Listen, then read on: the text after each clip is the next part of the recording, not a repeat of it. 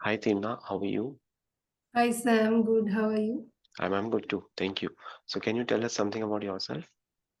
Yes, first of all, thank you for allowing me to introduce myself. My name is Tirna and I'm from Kolkata. Currently, I'm pursuing Bachelor of Technology in Computer Science Engineering from IEM and I have completed my schooling from Pattabhagan. Currently, I have got interest in testing, so I'm currently working on automation testing and my technical knowledge includes Selenium, Java, SQL. Mm-hmm. Okay, great. So what is the difference between JVM, JRE and JDK? Okay, so JVM is Java Virtual Machine and it is responsible for executing the bytecode which runs on various platforms, and it also provides the runtime environment and application for the Java application. And JRE is Java Runtime Environment. Uh, it uh, it it is for the runtime environment for the execution of the program, and JDK is Java Development Kit. It consists of a tools and kits and the compiler. Developer use this to compile, debug for the Java application. Mm-hmm. Correct. So you are absolutely correct. So JDK, it will stand for Java Development Kit. So it will provide you the environment for developing. You can develop the Java applications, you can design the Java programs, you can execute Java programs, right? So it contains JRE as well. So JRE is used for running the applications, right? So it will provide you an environment to run the application. And what is JVM? So JVM is again the Java virtual machine, which is a part of JRE, right? So JVM is responsible for converting the bytecode into machine readable code, Yes. right? So it is known as JVM. Fine. Okay, what do you know about the OOPS concepts? Which are the OOPS concepts that you are aware about? I know about the four pillars of the OOPS concept: Mm-hmm, mm-hmm. encapsulation, polymorphism, abstraction, and inheritance. Okay, so which are the different types of inheritance that you are aware about? So, the types of inheritance are single level inheritance, multi Mm-hmm, level inheritance, hybrid inheritance, and hierarchical inheritance. But multiple inheritance is not supported in Java. So, mm-hmm. these are the main four types of inheritance. Okay. So what is the difference between single inheritance and hierarchical inheritance? Okay, inheritance, the subclass which have only one parent class, that is the single inheritance, and in hierarchical inheritance there are two parent class of the subclass which inherits the property of the upper two class, that is the hierarchical inheritance. Mm-hmm. Okay, fine. Okay. What do you mean by polymorphism? Any real-time example if you can tell with respect to Okay. polymorphism? Mm-hmm. So polymorphism is one of the most important pillar of the OOPS concept again, and the definition of polymorphism is the polymorphism is a Greek word. Poly means many, and morphs mean many form. So it Mm-hmm. is a ability to uh, do a single action in different forms. And the real time example I would like to say that if I consider as a person or as a man, on the same time he's a teacher, he's a worker, he's a as a working professional, so Mm-hmm. it is a real time example. Okay. So can you tell me what is the meaning of system.out.println in Java? So it is used in Java to print any message. uh, Mm-hmm. Println, this word, the exact meaning of println is print in next line. Ln means next line. Out is the message, to print the message out. And I'm not aware of the word system. What is the meaning of system? No problem. Let me tell you. Yeah, is the screen visible? Yes, sir. Yeah, so system, as you can see, it's a class, right? We are writing this as in the uppercase. So system is one of the class which is defined in the java.lang package. What is out? So out is an instance of the print stream type, right? So print stream is again a different class, right? And within print stream, you have got different methods such as println, right? You can also go for system.out. You can also go for system.in, those kind of things, right? So when you say system.out, so it will represent the standard output stream. You want to print something, you want to put something out on the monitor. That will be your print. Within that you have, sorry, that will be your methods in the print stream class. So you have two kinds of methods of printing. One is the println, one is the print method itself, right? So println, it will print and it will move to the next line, whereas print, it will take it to the same line itself. So that Yes. is the difference between print and println. Okay. And out, what is out? So out is a public and it is static member field of the system class itself. Okay, sir. Yes. So that is the meaning of system.out.println. Okay. Now, yeah, what is static? What is static? Static is a keyword and it Mm, is specially used for static memory management. mm, Uh, it saves the memory, and static also uses in class level variables. It is not used in for creation of object. It is only associated with class levels. mm. Uh, Okay. So you don't need to create an object, right? That is yes, very important. Okay, which what is array and how many types of arrays are there in Java? array is a array is comes under linear data structure, Mm, and array is stored in contiguous memory allocation. It is a static memory allocation, and I'm about mm, array, mm. list. These are the types of array. Okay, fine. So what is the difference between array and list? Okay, so list can allow duplicate elements. Uh, Mm, Also, array on the other hand, array also allow duplicate elements, mm, and array is a fixed size. mm. List is um can't Mhm. can't Okay. recall. Okay, no problem, no problem. That's totally fine, right? So let this be an open question for the people who are watching this video. Please put your answer in the comment section of the video. What is the difference between array and a list? Okay, what do you know about data types in Java? Okay, there are different kinds of data like data type like int, character, float, Mm, mm, double. These are the data types of Java. mm-hmm. Okay, so what is string? String is a immutable character of sequence, Mm, and it is immutable because we cannot change the value as we declared. Like if we declare as a string mm, s equals to, for example, hello, then we mm, cannot change the value of the string. mm. So uh, so it is a string. Okay. So what is string? So string is actually the group of characters, right? So you need to declare, you need to put that text in double quotes. So for example, you put double quotes hello, or you put this is a string in double quotes. So whatever things you put in double quotes. So for example, let me share the screen. So you write like this, string s equal to anything in double quotes, right? So that would be your string. Is it possible to have alphanumeric characters or special characters in string? Is it possible? Tinna, I'm asking you, is it possible to have alphanumeric or special characters in a string? Yes, sir, Yeah. because it is quoted under double quote, and within a double quote we can define anything, and it is declared as a string.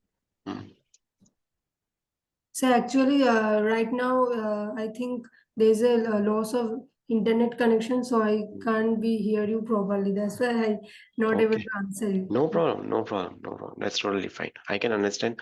Even I saw that message coming up of this thing, right? Okay. So these are all the examples of a string. Now, is it possible to have an empty string? Empty Yes, string, sir, it is is it possible? possible, sir. Correct, correct. You are absolutely correct. It is possible to have an empty Empty. string as well. Okay, fine. Now, what do you mean by abstraction? Abstraction is again one of the important pillar of the OOPS concept, and in abstraction is the process of the hiding the implementation details and showing only the necessary information to the users. Mm, And we achieve abstraction by the abstract class and interfaces only. 100% abstraction can be achieved. Uh, Yes, and in abstract class, there is a keyword called abstract. We can declare the abstract method as well as the abstract class. And mm, also we can achieve loose coupling by the abstraction. okay, okay. Tell me which two features of object-oriented programming are bit similar. Okay. Mm, Okay, okay, mm, let me mm, think, sir. mm-hmm. Yeah, you can take your time to think. No worries. I think inheritance and polymorphism. Not inheritance. It is encapsulation and abstraction because in encapsulation you are hiding the feature of the object, right? And abstraction also you are showing only the required data to the end user. Sir, can you please explain it little Yeah, more? yeah, yeah, sure, sure. So in encapsulation, what do? You create some private variables, right? So those particular private variables, then you access it via public getter setter methods only. Without those getter setter methods, you won't be able to access them. Similarly, in abstraction, you are hiding all the internal details from the user, right? Yes. You are writing only those details which are necessary from the end user perspective, right? So abstraction, abstracting the data. When you go to a ATM machine, you insert the ATM card and you get the money. So you get the money, you get the output, but what is happening behind the scenes, that thing is not known to you, right? So those things are hidden. The implementation, how it has been done, that is hidden. Now I'm connecting with you, I'm talking to you, but how this thing is happening behind the scenes, that is not known. There is some technical things or some implementation that has been done. So that is not known to the end user. So that is abstraction, right? Okay. So abstraction and encapsulation are both kind of very similar, but yes, there are changes, but both looks bit similar. Okay, fine. Okay, can you give me an example for abstraction in your whatever you are able to recall? Yes, sir. Mm, Uh, yes, sir. Suppose we take a class, abstract class animal, and under which we have declared the concrete as well as abstract method like public void bark, and the abstract method will be abstract void sleep. So the concrete method, which is public void bark, which is again implemented under mm. that method, like system.out.println. Okay, Suppose, uh, yeah, yeah. yeah, yeah, within the system.out.println, we get a string like the dog is sleeping, and then we implemented that abstract method, which is declared as abstract method, abstract void sleep. Then, for example, public class cat extends animal, Mm, and we implemented the abstract method. Now public void bark. Now system.out.println, within that we uh, give the string like the dog is barking, mm, and in this way again we declare a main method, a main class, and under that public static void main. And we know in abstract class we cannot instantiate. So we have to declare object of the subclass, that is cat. So cat obj equal to new cat, and by the object obj we can call that all the methods which is declared as abstract as well as concrete. Mm-hmm. So how, so you are telling that there are some methods which you have declared, but when it comes to the cat or dog, you can use those methods accordingly. You can implement those methods. That's what you're telling with respect to abstraction.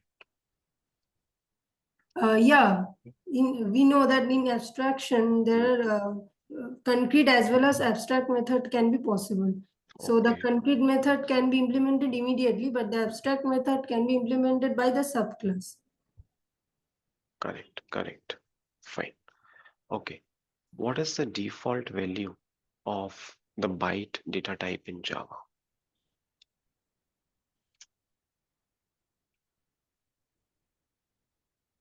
So it's a Mm. for two. The default value for byte data type would be 0. Okay, okay. Yeah. What is the default value for float or double data type in Java? Float is 4 and double is 8. No, no. See, when you say default value, so there is a difference between value and the size of the data type. Right? Okay, So okay. default value for float would be 0.0f, and for double also it would be 0.0 only. Right? Okay, fine. Why are you looking for making your career in the field of software testing? Yes, sir. So basically, we know that before development, testing is the crucial step. Without testing, we can't proceed for Mm, the development. So, in my last semester, I much got interest in the testing, and there's a subject called software engineering. On that chapter, I have read much about testing, SDLC, and HTLC model. So I've got interest in that, and immediately I research on the topic, and I felt very enjoying, and it never gets monotonous to me whenever I'm doing testing. So I chose testing. okay. So can you tell me something about your project that you have done in the college? Yes, sir. So in my last month, me and my friends have tasting a project, which is a live project, and the project is called as Rise. The website is called the Rise Tune. It is a live project. Mm, So we have tested all the UI elements, mm, and as a test engineer, our responsibility is to development and testing a comprehensive scripts, developing reports as well as the HTML emailable reports. These are the key features I have developed and tested. okay. So you're telling that you are testing that particular website. Is that a web application or a Windows-based application? So it's a web application. Okay. So did you perform manual testing or did you perform automation? So I performed automation testing. Automation. Okay. And which was the programming language that you used? So I have used Java. Java only. Core Java is the Core programming Java, language. yes. Okay. Okay. Great. Fine. So can you give me an example? How did you use inheritance in your project? Yes, Mm, there will be many features in my web application which perform same code and same mm, usability. Uh, so, for example, there isn't two user input like first name and last name. mm. The two user input perform the same functionality. So, I uses the same behavior and attributes. So, I uses inheritance concept regarding that topic. I extends the subclass in the child class. That's why I'm using the inheritance concept in my project. Okay. So extend, what is extend? So you can tell extends is a keyword. Yes, sir. And then you have superclass, you have subclass, or you can say you have parent class, you have child class. It's one and the same thing. Okay, fine. What are packages in Java?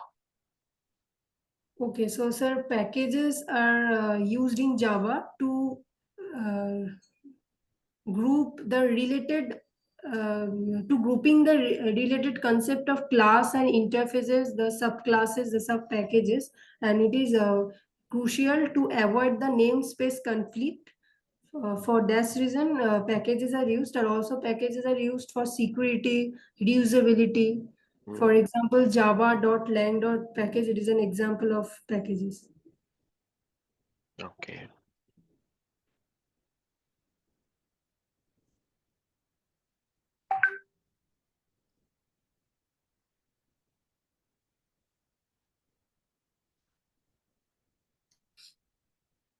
fine, fine. Yeah. So Tina, I'm done with the interview. You have any questions for me? So, what are the place or where are the place I have to improve? Yeah. Uh, yeah. So I think the OOPS concepts are fine. I don't see any issue in that.